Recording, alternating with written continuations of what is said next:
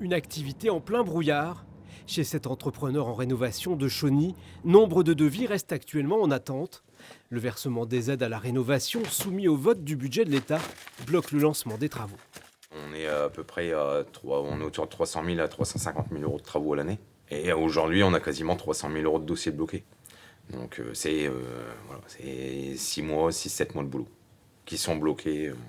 S'il n'y a pas péril à ce stade, cet artisan s'inquiète néanmoins. Ces chantiers ne peuvent attendre un déblocage de la situation au-delà du mois de mars. D'ici là, normalement, tout sera débloqué, donc on pourra les rentrer. Par contre, s'il y a un couac qui arrive entre deux, on n'aura pas assez de boulot pour tenir un décalage de 2 ou 3 mois. Donc, Faut pas que ça dure, quoi. Faut pas que ça dure, voilà. Car les aides comme MaPrimeRénov' sont décisives pour de nombreux clients.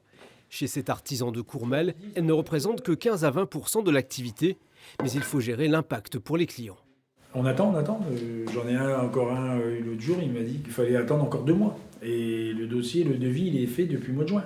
Donc c'est compliqué. Parce que nous, on a les hausses de matériel, après, est-ce qu'on peut pas les remettre sur le devis? Enfin, c'est vraiment très compliqué par rapport à ça.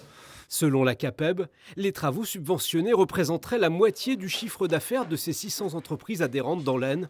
Son président interpelle les élus de tous bords pour que les aides soient rapidement débloquées. Il faut peut-être qu'on arrête cette guéguerre politique et puis on va leur demander d'être un peu raisonnable pour notre pays, un peu raisonnable pour l'économie de notre pays et pour nos entreprises.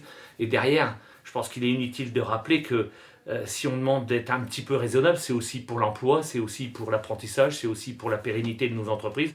Dans le meilleur des cas, le traitement des dossiers d'aide demandera du temps.